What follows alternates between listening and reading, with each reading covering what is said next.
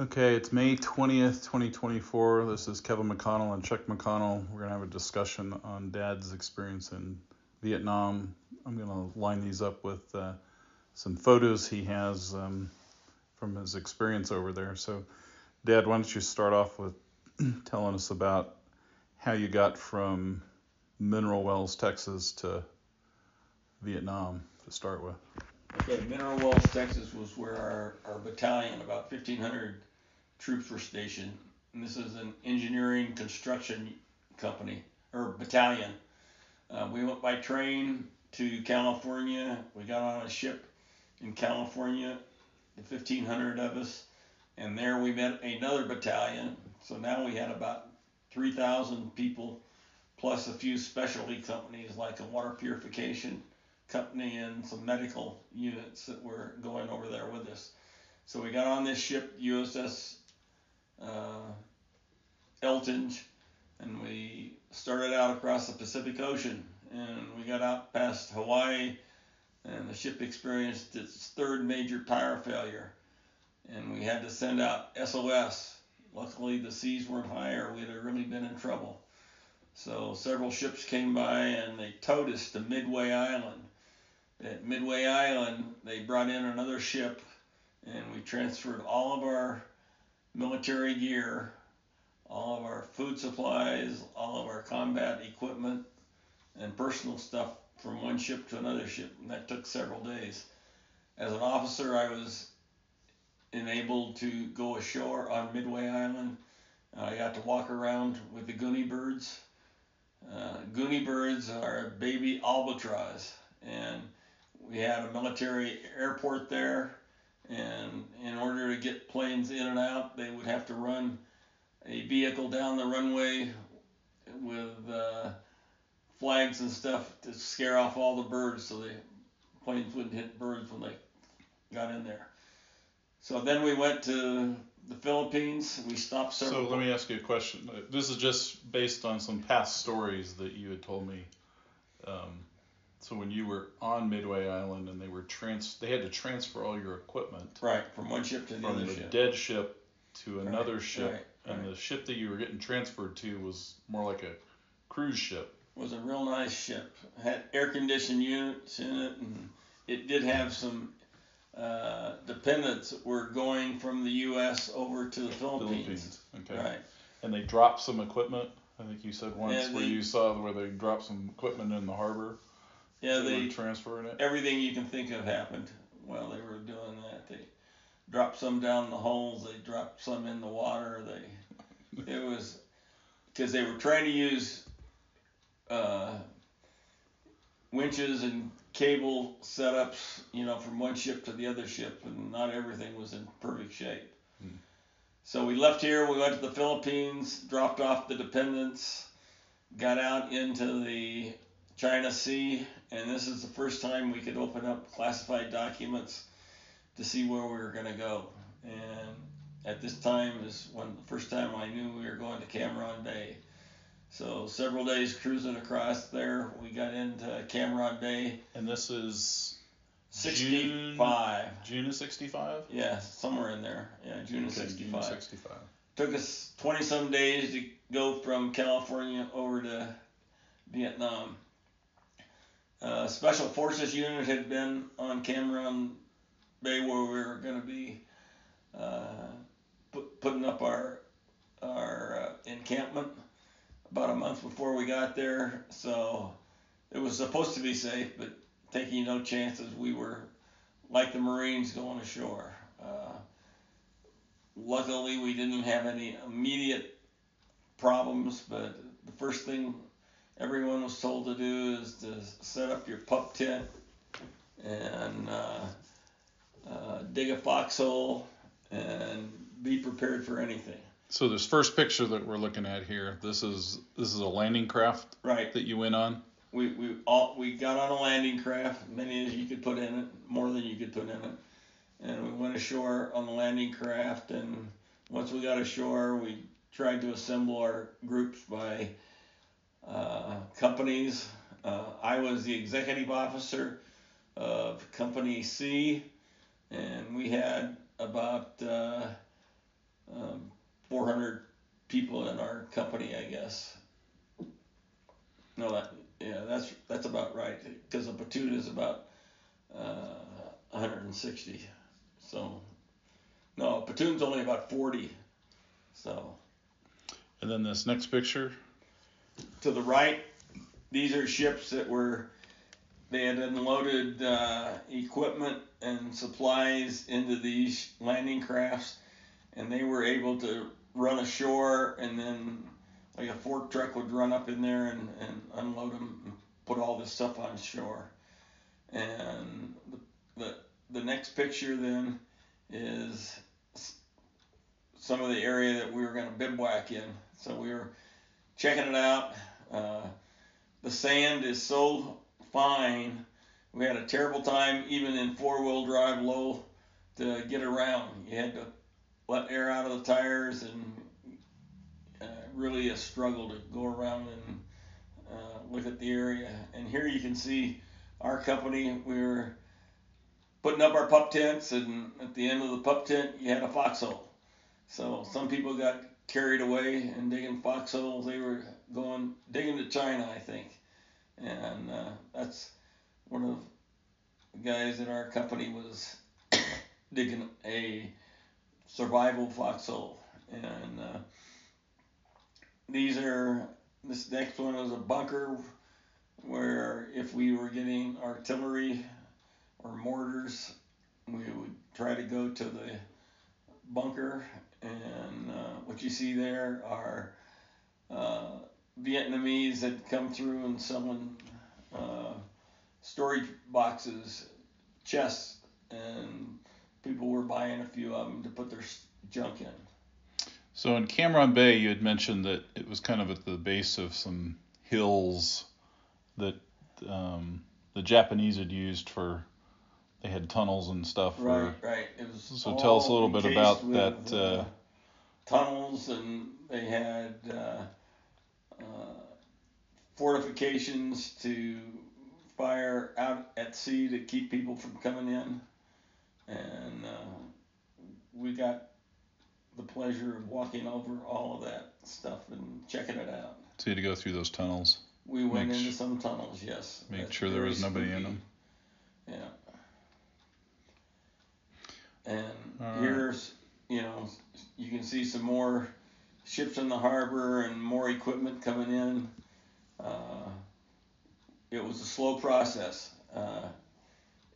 We had ships that were cargo ships versus, carrying the people. And these ships had got loaded in Houston and finally got over there from Houston port, carrying our trucks and our vehicles. And did they go through the Panama Canal?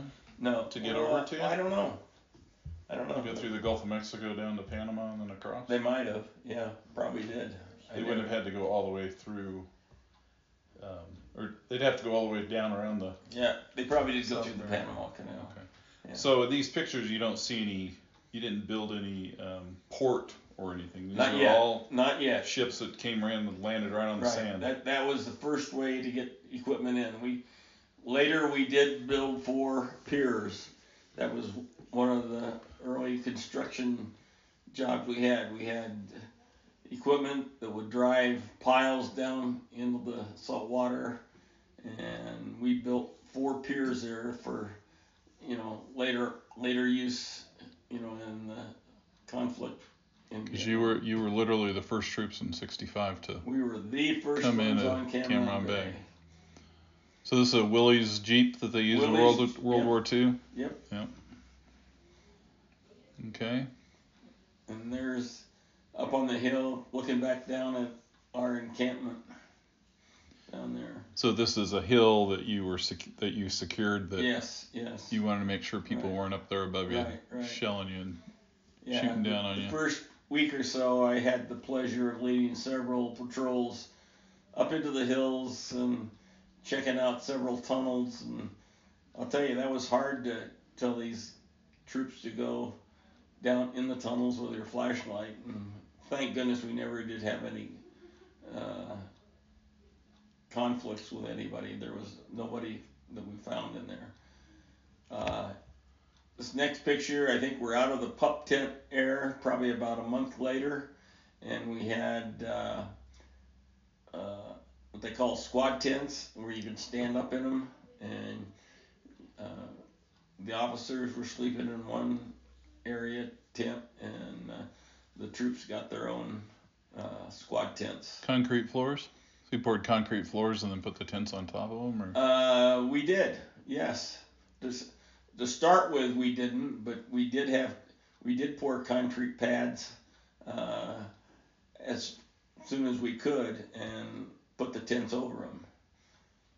So there you can kind of, there's 864th Engineering Battalion, Company C. That was my logo, and that's what I worked for. That was the unit you're in. Yeah. Yep. Okay. And there's the concrete pad and the tent. I don't know what that says. Operations. Okay, that was me. That's we were kind of like a construction coordinator. We were, as the executive officer, I had several people working for me, and we were responsible for understanding what we were supposed to do as a company, getting materials, men and materials and equipment to where the job site is, and then we checked it out. Tried to keep things rolling. All right, this next one with the tents and the Jeep. Just life on Cameron Bay. Looks like some barrels back here. This is showers. Yeah, there's a picture coming up. This is how we did our showers. We had hot water. We welded oil barrels together, and multiple times during the day we would fill them up with water, and they would get solar heated. And one of the challenging things, one of the very, very first challenging things we had was to find a water source. And on Cameron Bay there was a real marshy area, and we took some equipment in there and dug it out, and we had water coming in, and luckily it was fresh water, it wasn't salt water. And so our water company that we had with us, they put up their filtration system there, and we had good water to use for over 3,000 troops. So that's one of the first things you got to find is a water source for you. And that's a shower that we had no women in our units, so it was all men. Okay. And here's an early picture of how we stored petroleum. What's this one? This one here with this is petroleum here. I'm not sure what that is. That could be like munitions. Looks like ammunition. Yeah, there. that could be ammunition, different kind of materials. Yeah. And here bladders. This is fuel. Yeah. How we stored oil and gasoline, any kind of fuel products to start with. And we had one of the company commanders was a West Point graduate, and he was a paratrooper. And this was kind of a fun afternoon. He was parachuting out of a plane that had taken off on our Pierce plank runway that we built. That was the first runway we had on Cameron Bay. It was all made out of metal. And that's probably the airplane that he was jumping out of. Okay. Then we got this helicopter. Little helicopter. They're observation helicopters. And at Mineral Wells, Texas, that was the base for all Army helicopter pilot training that went to Vietnam. And so when I was there, they had these little 2-seater helicopters at Mineral Wells, Fort Walters at Mineral Wells, flying all over the place. So. And then we got some jets here. Okay, one of the projects that we started on right away we had to build two 10,000-foot concrete runways for F-16s. And these guys... I think these were F4s. Or maybe F4s. They didn't have F-16s in Vietnam. Okay. Huh? I don't think they had okay, F-16s F4s, yet. whatever jets they were. They were they were aircraft that would escort B-52s to Vietnam, and they also did bombing missions up there. Yeah. And sand was a terrible problem for these military aircraft. But we got the runways done with the help of private contractors. You know, we were working on the runways, and it just wasn't going too fast, so they hired a private contractor to come in and help us. So we literally worked like on most every project we had here, 7 days a week, 24 hours a day. As long as we were secure, we could put up lights at night and work. And we didn't get that clearance for several months because we did have some mortar attacks that were probably driven by them being able to see where our lights were. So I think one of the stories you told me about, you always had concrete trucks ready in case the runways got mortared, or because sand and gravel trucks anyway. Yeah. So if the runways got holes, patch up the holes. Yeah. All now right. This is our super construction concrete plant here. Each one of those little guys up on the hill there could mix up about, I think, a yard or so of concrete, and that's hardly enough for a construction project. Go ahead. Okay, all these cranes here.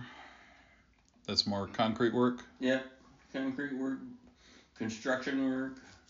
So tell me, you had a story about the first U.S. Post Office. Yeah, we built the first U.S. Post Office right out of the book. The military has plans in books and bill of material. You can order the materials that you need, and away you go. And our delivery vehicle of concrete, you can see, is the dump truck. So we put it in the back of a dump truck and deliver it, and away you go. We're pouring concrete pads here. But this building here was not the post office. I think it was the post office. This was? Yeah, okay. I think so. Yeah. Okay. And more pads. And this is a bridge over to the mainland from Cameron Bay. And it was kind of as an emergency exit. We didn't use it very much, but it did get used some. But it's a floating bridge, and that's what we could do. Okay. Looks like an outdoor market. Yeah, Vietnamese outdoor market. I think we're on the road. We're moving to Nha Trang. Okay, so before you went to Nha Trang, tell me the story about you getting in a helicopter and going down to Saigon. Well, going to Saigon, I actually didn't go in a helicopter. I went in a C-123, but we couldn't get some things, and simple things as work gloves was one of the things that the troops were asking for. Everything that we had from the United States we had worn out, they had worn out, and we couldn't get work gloves. So that was one thing we had, but there were parts too that we couldn't get. So I don't know how we got this money, but we had a whole bunch of cash, and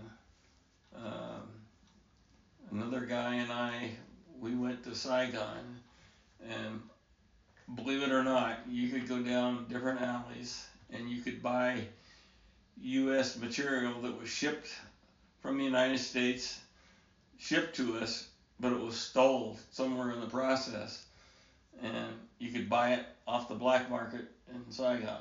People could tell you where to go buy this, go buy that. truck parts were in one aisle. So did you have an interpreter with you We when did. you went on this? We did.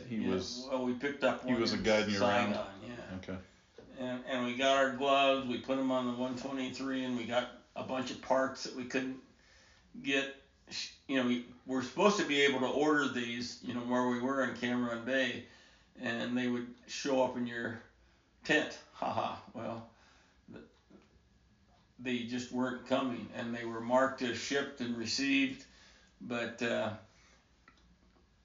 we saw pictures of the Vietnamese unloading, our ships in the bays at Saigon, and eight boxes would get delivered down to the truck it was supposed to go on, and 2 others would get dropped off and into the sampan boats underneath the walkways, and those are the ones that we didn't get. Those are the ones you had to buy back. Those are the ones we had to buy back. It was terrible. And then you went to some radio office and made a phone call? I went to a radio office, and I tried to get a hold of Dorothy, my wife. She was supposed to be having our first child somewhere in here. Me? Yeah, Kevin. And it was a ship-to-shore radio thing. I had earphones on and a microphone in front of me. I was in a soundproof booth. And it took them probably 20, 30 minutes. They called the United States. They called her home phone. They called all around. They found her in Fitzsimmons Army Hospital. She had had our first son, Kevin. And that's who's with me here today, Kevin McConnell. And so I didn't get to see him then until June of '66 when I got back from Vietnam. It was amazing. All right. Okay. Now you're here changing a tire. Yeah. I think this is when we were actually going to Nha Trang, and we weren't supposed to stop on the road for anything. If you had a failure or anything, you're supposed to ditch the vehicle, because it gave the enemy a chance to come and mortar shoot you. Yeah. So, but here I think the one of the sergeants, the motor vehicle sergeant, says, "No way are we going to leave this vehicle here. We need it." And so they changed the tire, and away we went. And the next picture was some of the bombardment on the hill.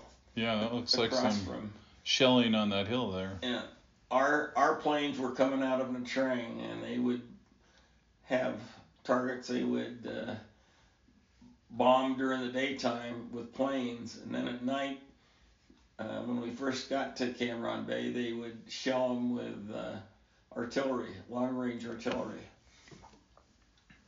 So there was a story you told me about the 101st Infantry when you were in Cam Bay, came on, what, like a month after you were there? Yeah, or? It was a month or more, but we were getting sniper fire and mortar fire in on our work sites, and finally the infantry arrived at Cameron, and they were walking, and the enemy had crossed all the way into Cameron Bay onto the peninsula we were on, and these troops were marching on the road right into disaster, and we could hear all where they ran into the enemy, and then probably a few hours later hear all these wounded guys were coming back to the hospital. It was terrible. And these are the rice fields. A lot of places to hide. Here you've got there's a tractor. Yeah. One-way cow. Farmer and his cows. It looks Right. like a little kid almost. Yeah, it does. There. And there's some more rice fields there. Right. Irrigation. And the edges of the rice field here. Yeah. Places you don't walk. Yeah. Okay. Some more rice fields, and now you're here to Natrang. Now we're at Natrang, and we kind of started all over again. We had to go level a spot out where we were going to put up our encampment, and we were one company now among all kinds of other support companies. There were transportation companies here, there were offshore unload companies, everything you could think of. That's what all these lines of tents were. But we did have squad tents, and we had concrete pads that the people could live off of. So this is a little bit of time after you arrived. Yeah, that picture there. Yeah. Okay. But there was hostile problems. Looks like you're getting shelled. Yep. In that picture you there. Never knew when it was going to show up. They could fire mortar rounds and be gone, in minutes, and then fire someplace else. So they raise fish and a lot of rice in and around Natrang. So tell us the story about when you were in Natrang, some officer had all your weapons locked up. Oh, that's a tell us that story. We'd been there for a while, and the local commanding officer thought it was in our best interest if we locked all of our arms up and where we wouldn't hurt each other or any of our friendly Vietnamese that were working for us. And so we did this. They were all locked up in Connex containers, and the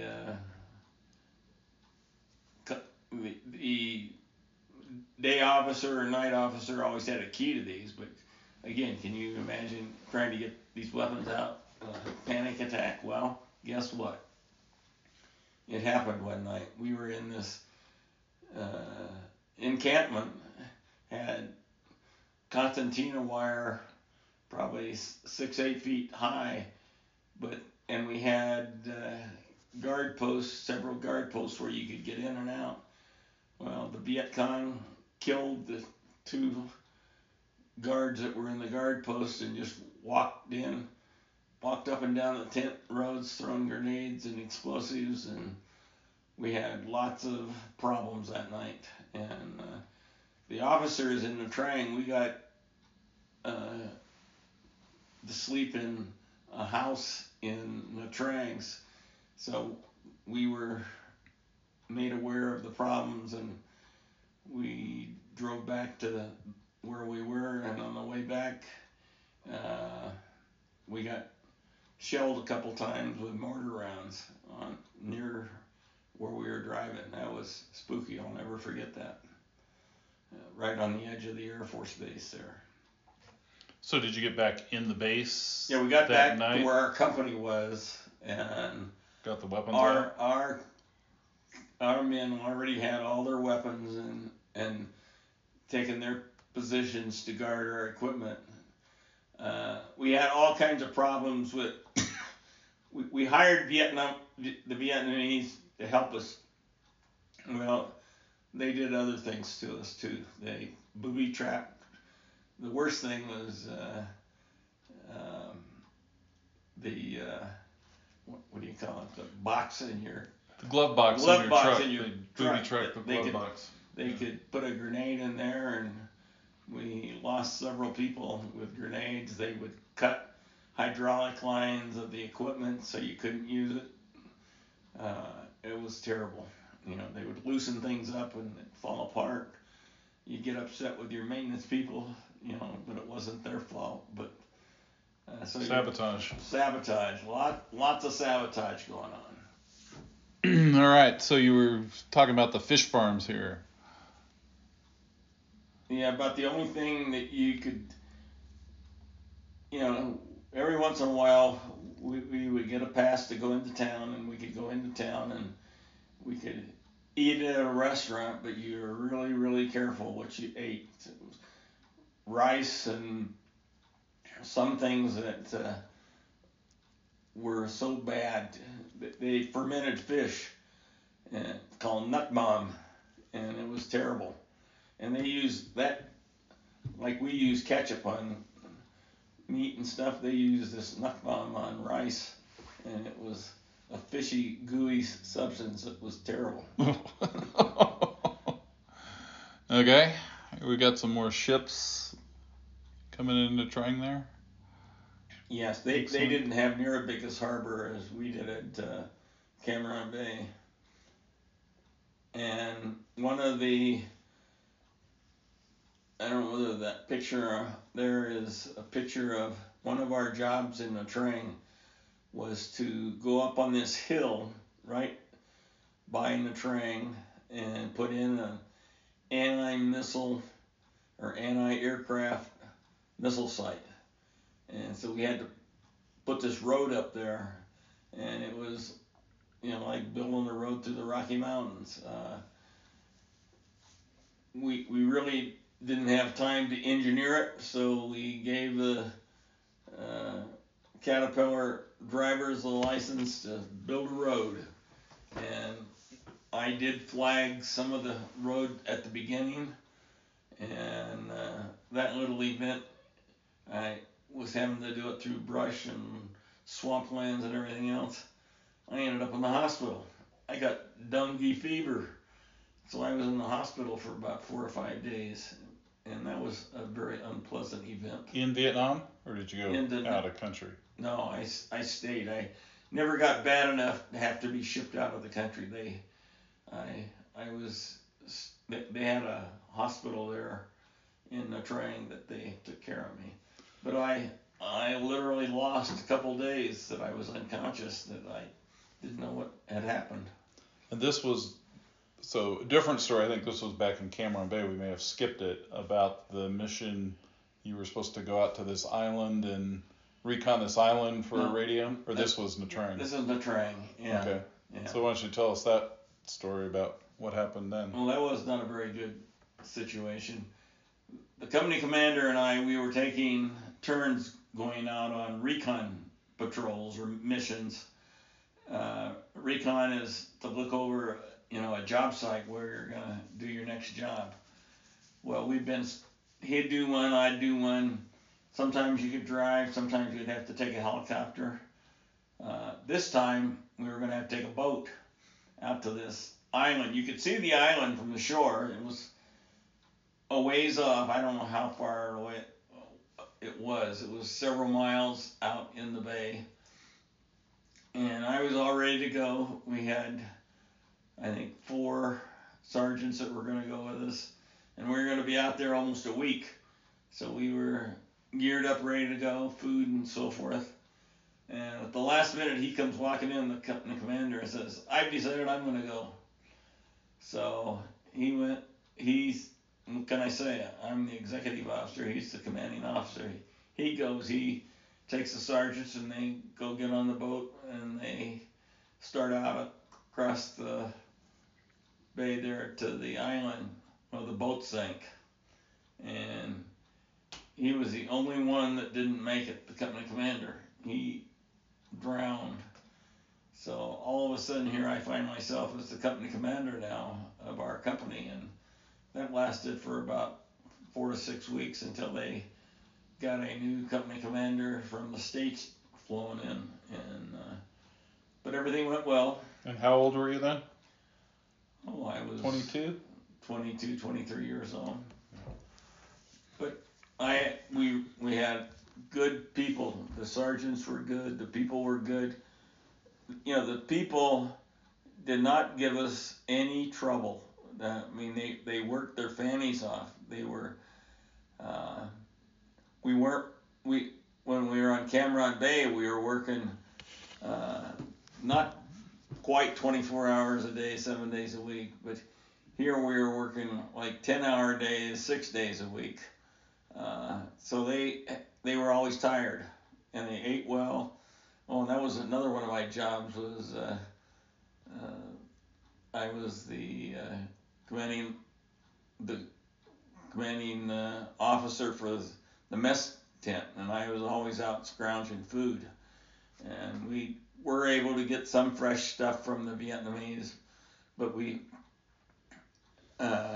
after we were at each of these places, we got refrigeration barges out in the bay, and finally we could eat really pretty well. They would bring in food every 2 or 3 days, and that's what we ate, and it was very, very good. These are living quarters of the Vietnamese. So this bunker here, this was a guard station. Guard station. Yeah. Okay. Living quarters of the Vietnamese. Yeah. Some hooches. All right, now we're down here in some more sand and some more construction stuff. Right. And then it looks like we've got some artillery. These are the base of missile units up on top of this hill behind Nha Trang, where they were going to be able to protect us from any incoming planes or missiles coming from who knows where. And there was a whole platoon of artillery people up here running this thing, and they had dogs. It was all fenced in, and it was a spooky incident place to be. I happened to be up there one time where they had a red alert, and they pointed their weapons toward this plane or this object that was on radar, and they sent interceptor planes to figure out what was going on, and finally they got in communication with this pilot that was coming across from the Philippines. He had forgot to file a flight plan, and so they didn't know he was on his way, and he was a contractor. And it was spooky. I mean, they were so close to shooting him down. It was amazing. All right, here it looks like we have a damaged helicopter. Yeah, this is what happens when a helicopter goes down.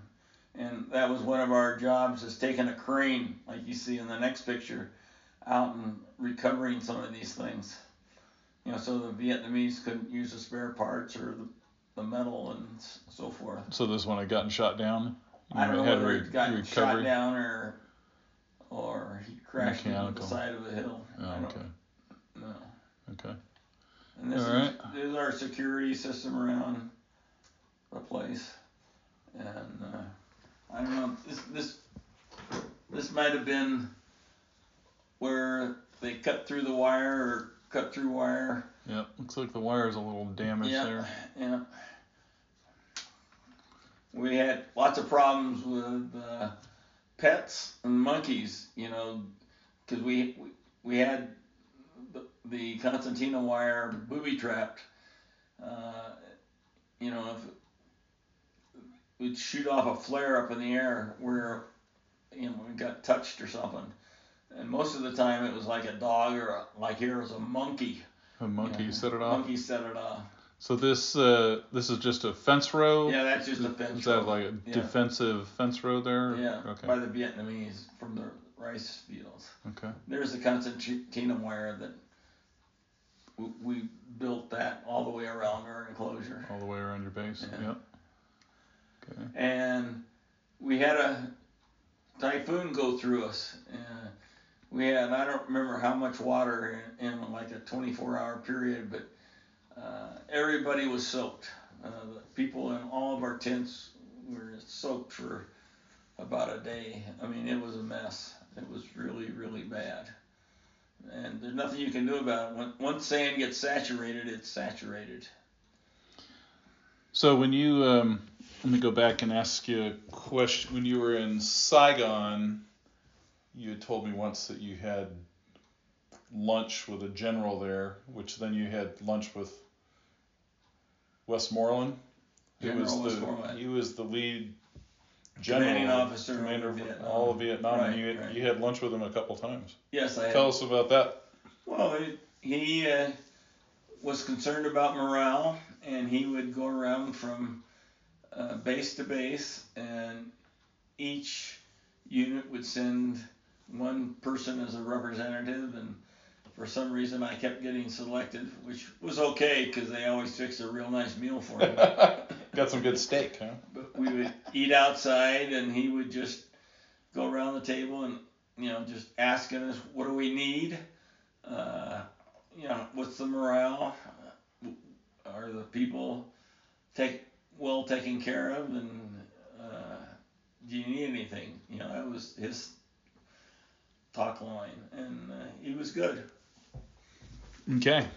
I thought I had a picture of him somewhere in here. Maybe not. These look like some South Vietnamese soldiers here. Yep, South Vietnamese soldiers. So you had them guarding, you had them working as guards around the base? They worked as guards with our people, and we supported a lot. This is just, some of there you can just see the military aid tent over there. But that's life in Vietnam for a year. Yep.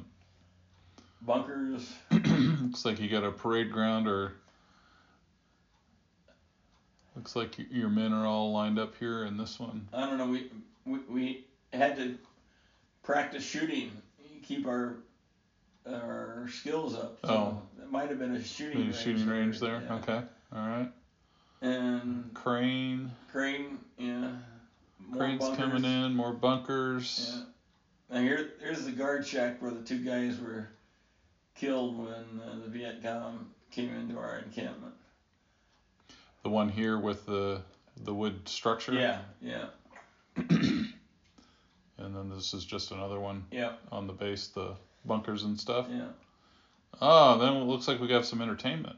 I was so lucky. I got to actually go to 2 Bob Hope shows over there. I got to go to one in Cameron Bay, and I got to go to one in the Trang. But, I mean, it's amazing, these entertainers risking their lives coming over to provide a couple hours worth of entertainment to the troops. And I'll tell you, it was really, really appreciated.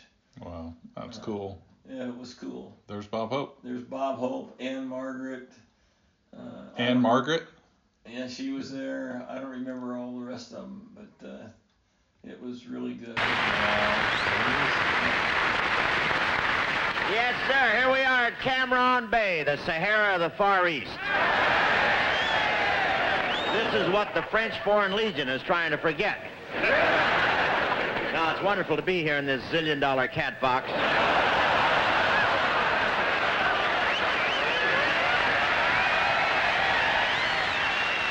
I've never seen so much sand. Is that your CO, the fellow with the black eye patch?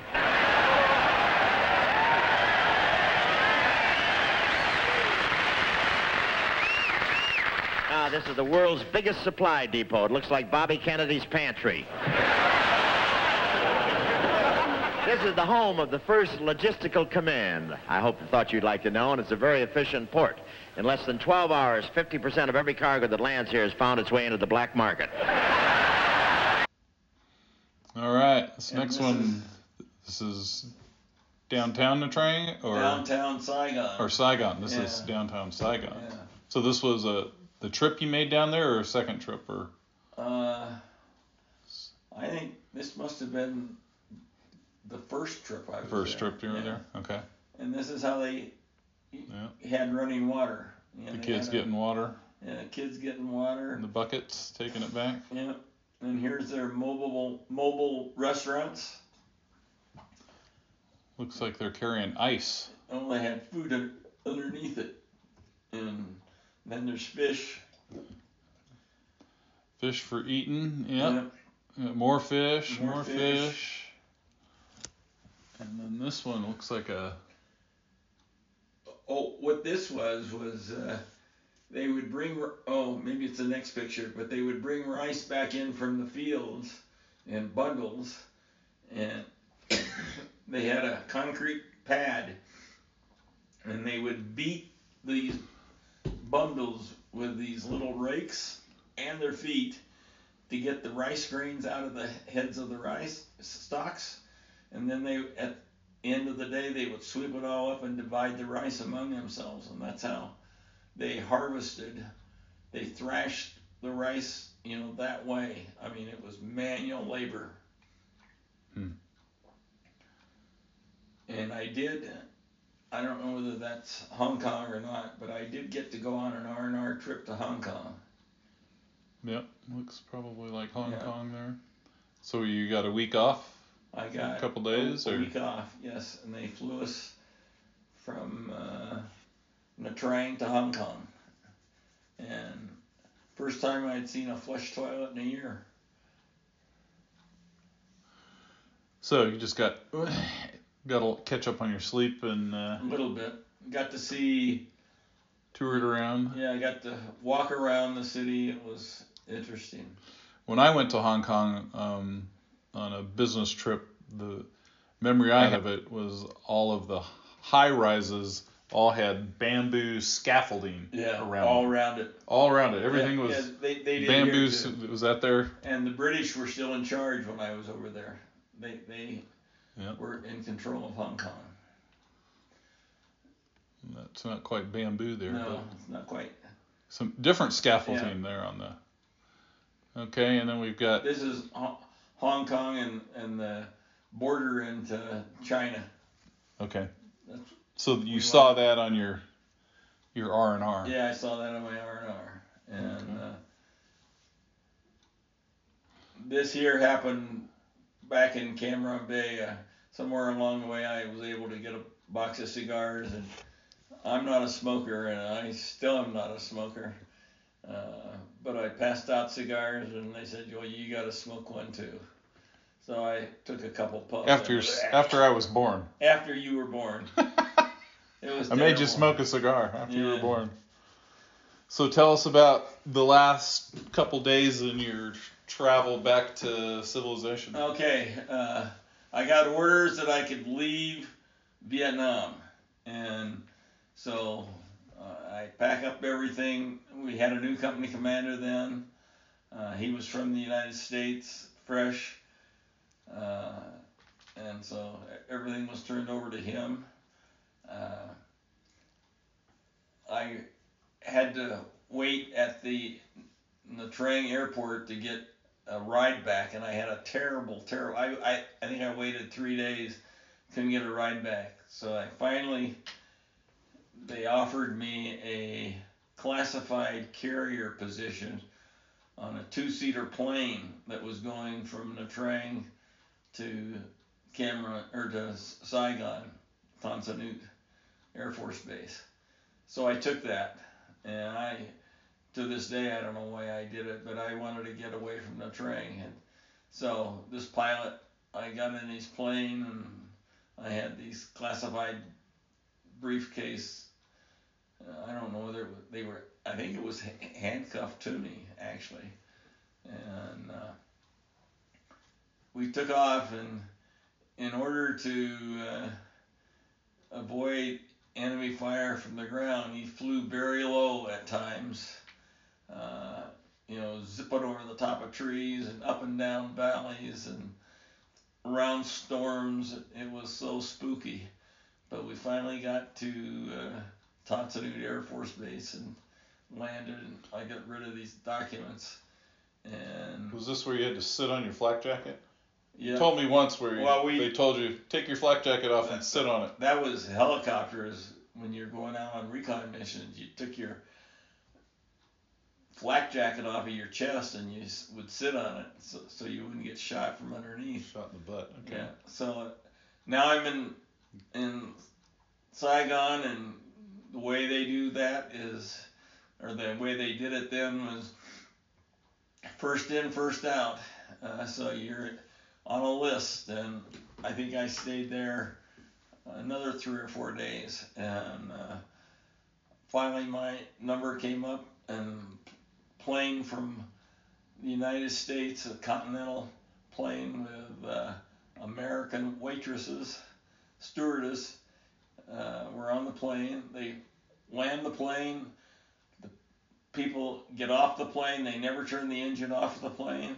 And we got on, and the reason they do that is because the airport was under constant attack. And so as soon as we were all on board, we took off, and we were flying to Okinawa. They would fill up the plane in Okinawa, fly it to Vietnam, never turn off the engine because of the risk of getting shot up. And being an officer, I was able to sit in first class most of the whole trip, well, I think all the trip. And from Okinawa, we went to Hawaii, and Hawaii to California. And in California, Dorothy and her grandmother and Kevin had driven there and were waiting for me in a prearranged hotel destination. And was it nice to see them. Awesome. Kevin, they didn't have any babies places to sleep, so he slept in a dresser drawer. Got to sleep in a dresser drawer in San Francisco. Right, on the floor. Well, thank you. You're welcome. I heard a few new stories from Okay. The 50 years of stories that you've told me about. You enlightened me on some new adventures. There's probably some more hidden away somewhere back in my mind. Well, that's a lot more than I was expecting. Okay, well, I hope everybody enjoys it.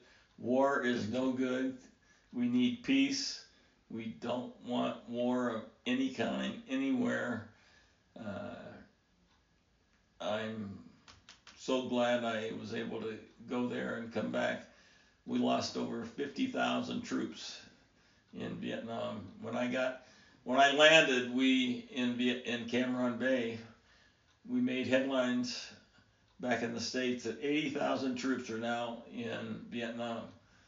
When I left, there were within a year there were over 300,000 troops in Vietnam, and I think we got up even higher than that during the time by the time the war was over.